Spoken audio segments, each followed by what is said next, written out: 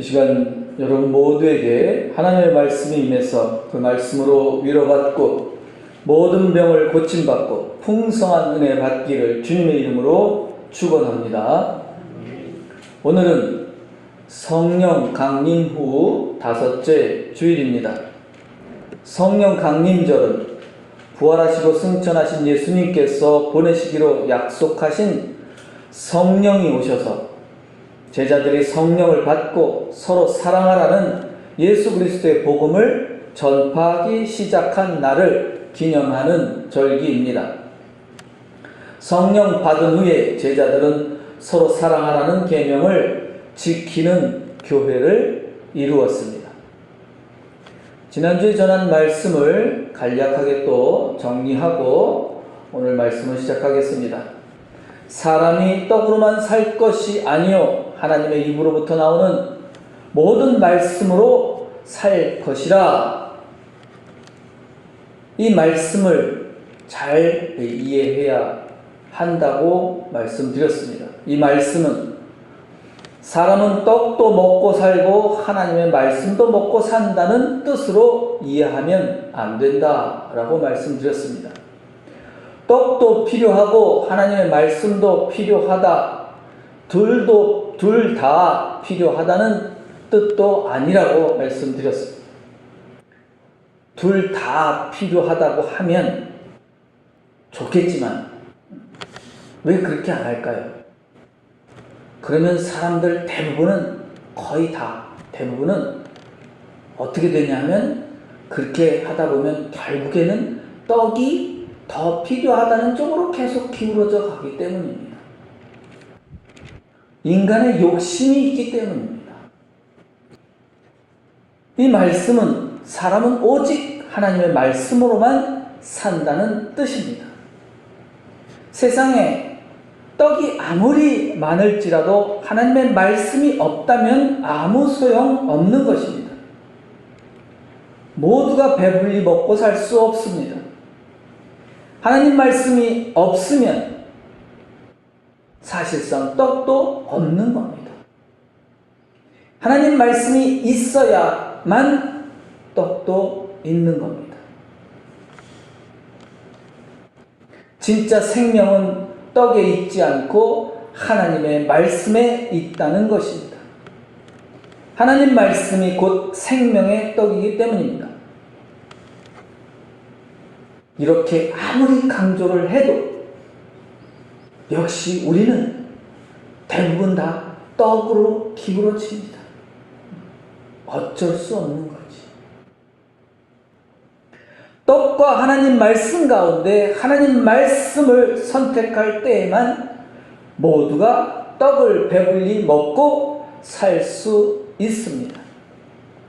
성령 받은 사람, 하나님의 자녀는 떡이 아니라 하나님의 말씀을 선택하고 하나님의 말씀으로 사는 사람입니다.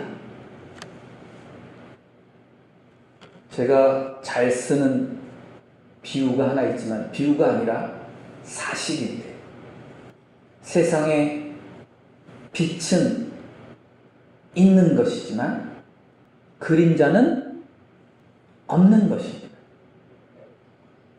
맞나요? 빛이 있어야 그림자가 생기죠? 빛이 없으면 당연히 그림자도 없습니다. 그럼 실제로 있는 것은 뭐냐? 빛만 있는 거예요. 그림자는 빛에 따라서 있다가 없다가 하는 거니까 그것은 실제로 있는 것이 아닙니다. 즉, 하나님의 말씀은 실제로 있는 것은 하나님의 말씀이고 떡은 그 하나님의 말씀에 따라서 있기도 하고 없기도 하는 것이에요. 여러분들이 이 진리를 깨달으시기를 바랍니다. 오늘은 마귀의 두 번째 시험 이야기를 말씀을 전하려고 합니다. 첫 번째 시험을 통과하지 못하면 어떻게 된다고요? 두 번째 시험은 당연히 볼 자격이 없어요. 여러분들이 잘 아시죠?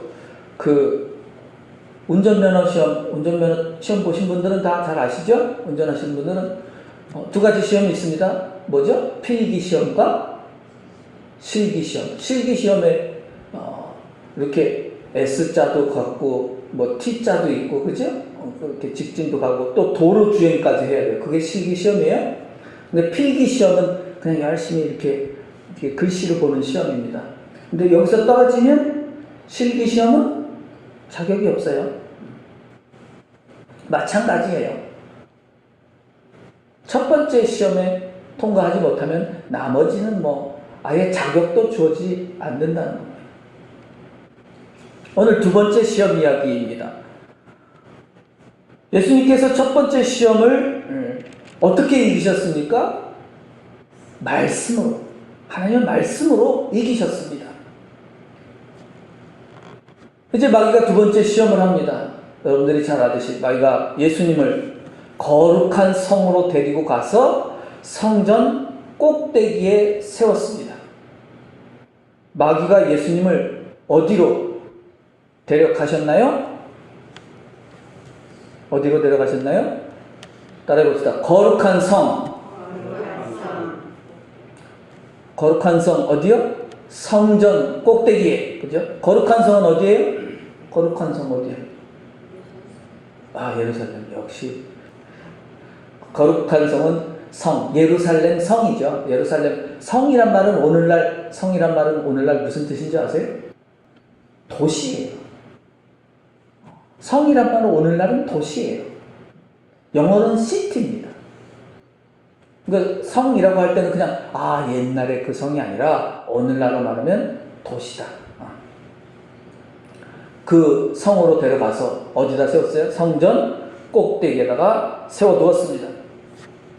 왜 하필이면 성전 꼭대기에 세워두셨나요? 여러분들은 어떻게 생각하세요? 왜 하필이면 성전 꼭대기예요? 우리는 성전이 아니라 우리는 교회죠. 우리는 성전 아닙니다. 교회당 꼭대기는 뭐가 있어요? 아니던데. 성전 꼭대기, 아니, 교회당 꼭대기, 제일 꼭대기 있는 게 뭐죠? 비례침. 비례침이 있어요. 이렇게 번개 맞지 말라고. 그래서 어떤 농담으로 그러는데, 아니, 교회가 하나님이 설마 교회에다가 번개를 때리시겠어? 비례침을 왜 거기다 다루나? 치워버리자. 이렇게 말하는 사람도 있습니다. 그렇게 할까요, 말까요? 어떻게 할까? 자, 오늘 그런 내용이에요. 그런 내용이에요. 사실은 이 두 번째 시험. 저 비례침 필요 없잖아. 아니, 뽑아버리지 뭐. 하나님이 설마 하나님 믿는데 하나님이 번개를 교회에다가 때리실까? 이렇게. 여러분들은 어떻게 생각하세요? 성전 꼭대기는 어떤 곳 같아요? 높은 곳이다. 높은 곳이에요. 그럼 앞에다 높은 성전 꼭대기 이렇게 써야 되는데 높다는 말이 있어요? 없어요? 없어. 세 번째 시험에 가서는 높다는 말이 나와요. 지극히 높은 산으로 가서, 이건 세 번째예요. 여기는 그냥 성전 꼭대기야. 왜 성전 꼭대기냐? 그것은 바로 하나님이 계시는 곳입니다. 성전 꼭대기가 상징하는 건 하나님이 계신 곳이에요. 하나님이 성전에 딱 임하시잖아요. 성전에 딱 지성소에 임하신데 뭐 꼭대기에 계시다가 또 싹 내려오시다가 뭐 하여간 이렇게 왔다리 갔다리 하셨겠지. 하여간 옛날 사람들 생각이에요. 그러므로 성전 꼭대기라고 말하면 거기 하나님이 머무르시는 곳이에요. 지극히 높은 곳이니까 거룩한 곳이죠. 지극히 거룩한 곳이에요. 이 성전보다 더 거룩한 곳인 거예요. 성전 꼭대기는 그냥 높은 곳이 아니라 하나님이 계신 곳이니까 무슨 일이 일어나면 하나님께서 즉시 나타나실 것이다. 마귀는 그런 곳에 예수님을 세워둔 것입니다. 그런 후에 마귀는 예수님께 뭐라고 말합니까? 다 같이 말씀 한번 읽어보겠습니다. 여기 성경 말씀 큰 소리로 내서 시작. 이르되 내가 만일 하나님의 아들이여든 뛰어내리라. 기록되었으되 그가 너를 위하여 그의 사자들을 명하시리니 그들이 손으로 너를 받들어 발이 돌에 부딪히지 않게 하리로다 하였느니라. 아멘. 내가 만일 하나님의 아들이면 뛰어내리라고 합니다.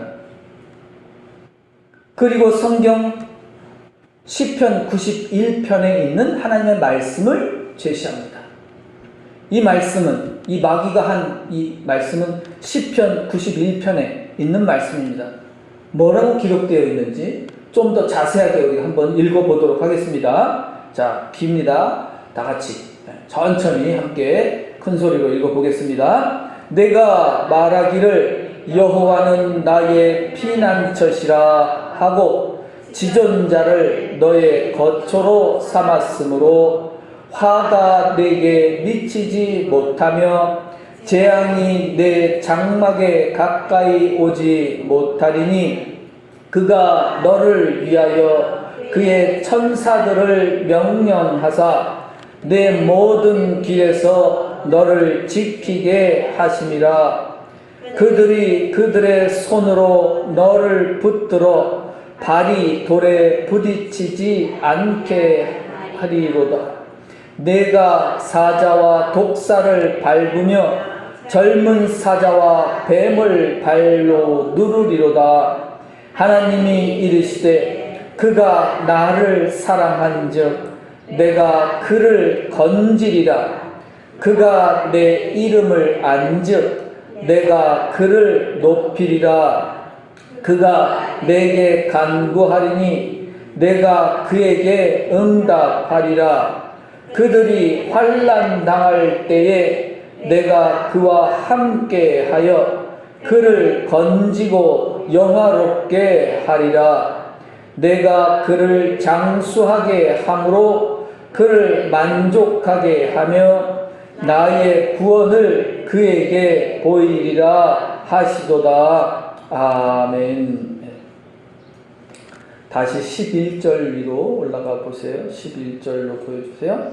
자, 마태복음서에는 있는 말씀은 11절과 12절에 말씀이 기록되어 있습니다. 마태복음에 있는 말씀 지금 시편 91편에 11절과 12절에 기록된 말씀입니다.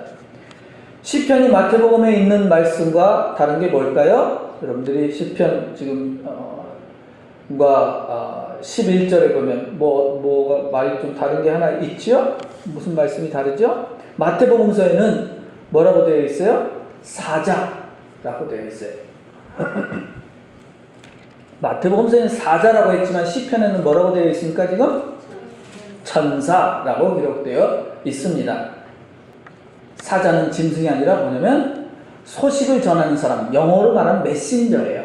소식을 전하는 사람이에요.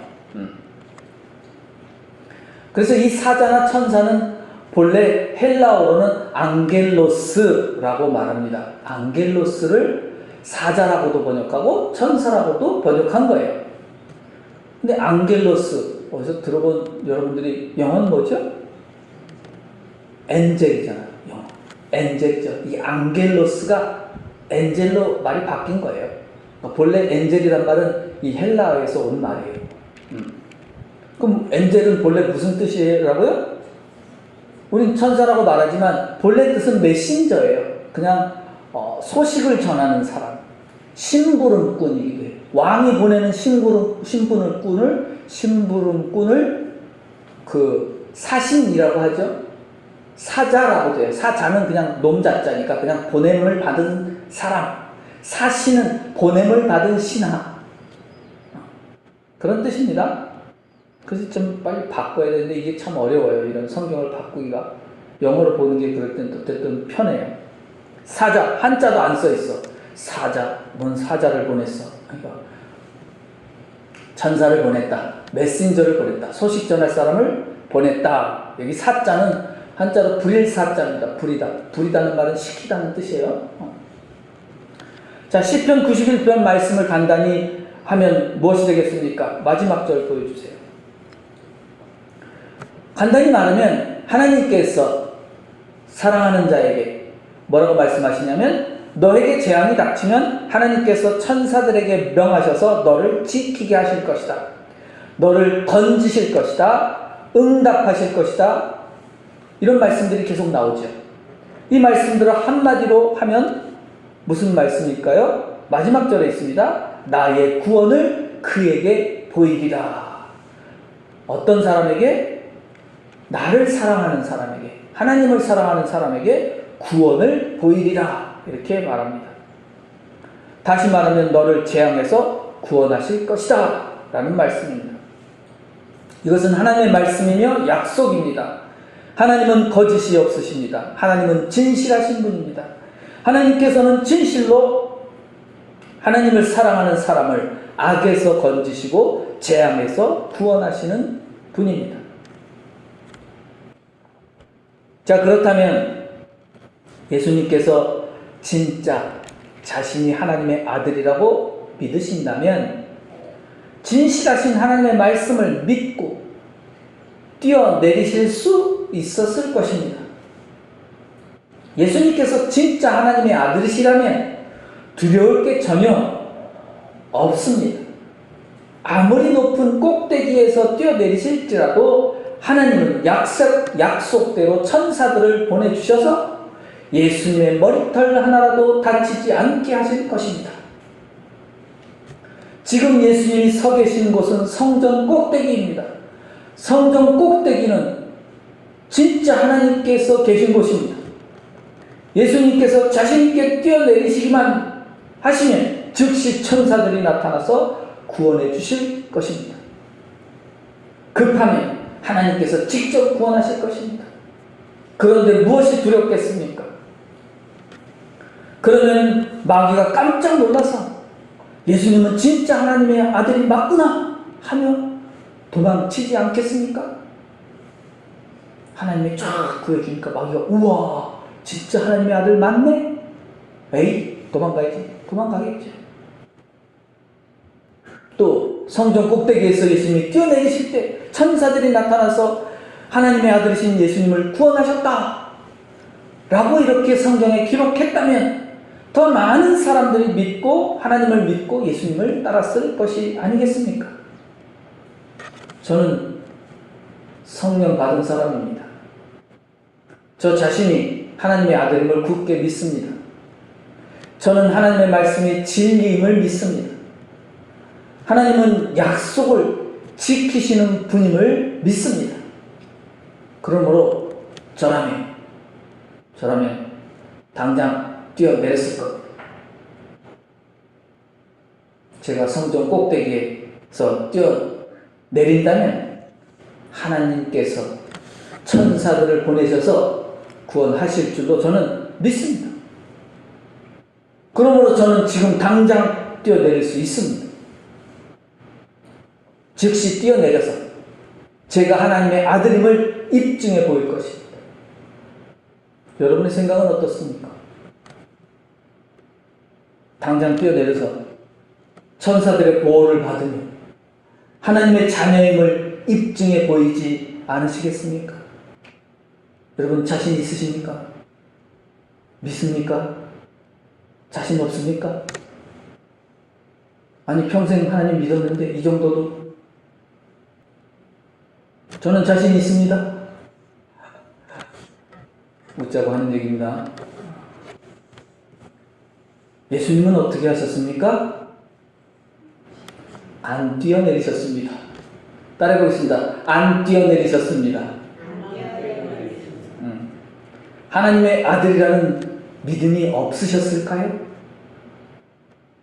무서우셨을까요? 아니면 두려우셨을까요? 만일 예수님께서 뛰어내리셨다면 더 많은 사람들이 놀라고 예수님을 믿었을 텐데 참 아쉽습니다. 그죠? 저는 아쉬운 게 많아요. 돌로 떡을 안 만들어서 너무 아쉬웠고 이번에는 또 왜 안 뛰어내리셔갖고 더 많은 사람들이 믿었을 텐데 정말로 아쉽습니다.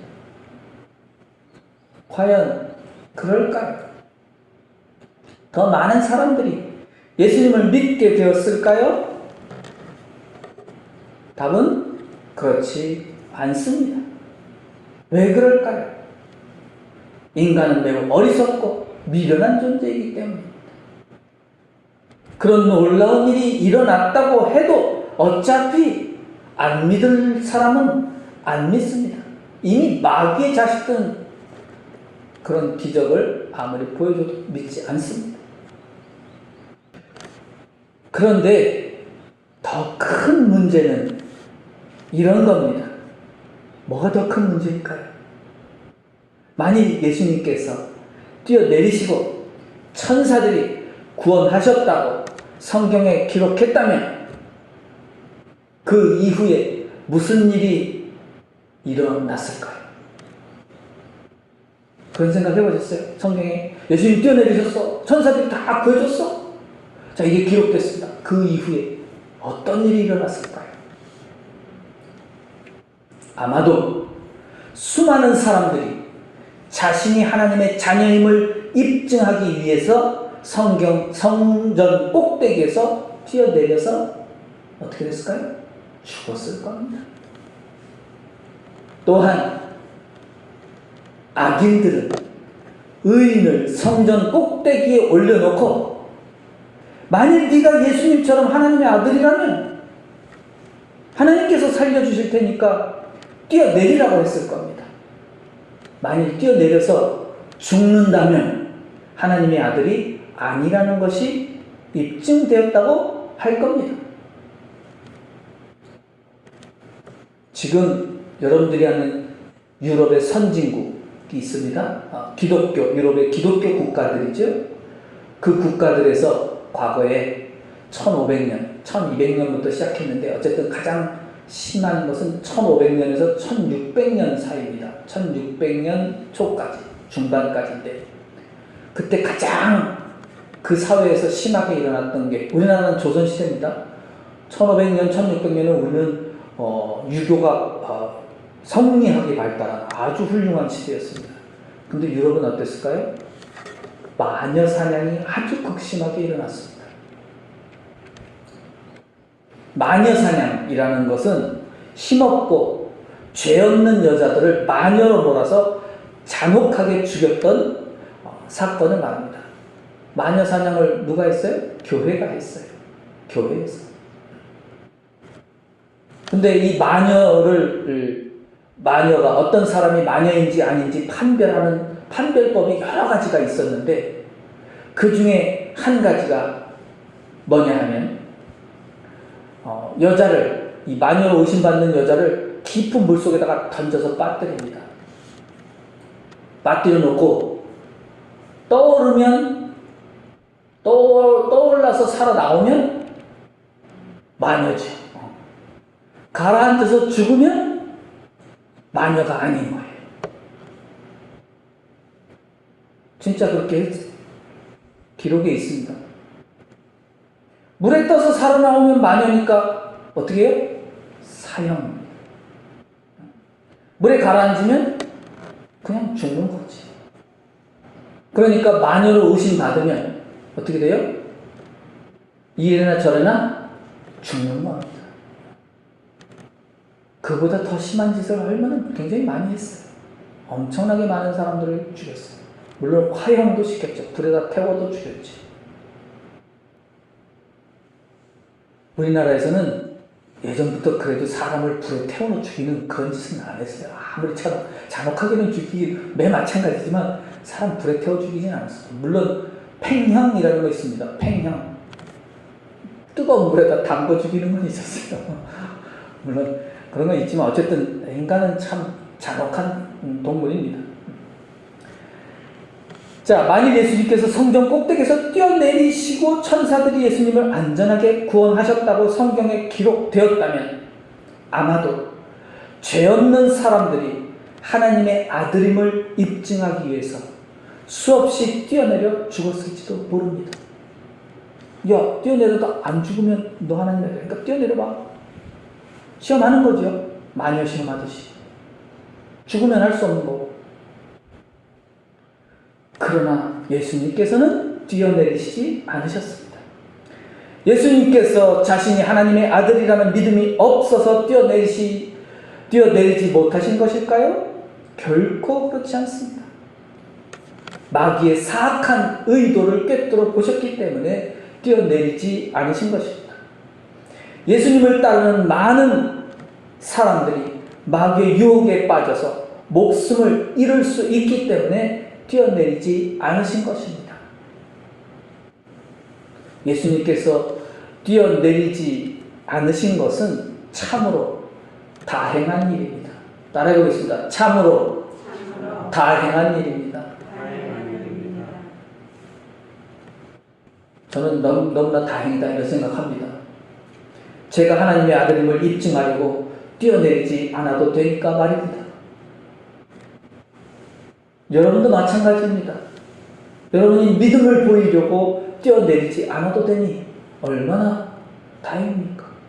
만약 그랬다면 얼마나 많은 사람들을 저 꼭대기에다 올려놓고 네가 하나님의 아들이면 자 뛰어내려가 해서 많은 사람들이 죽었겠습니까?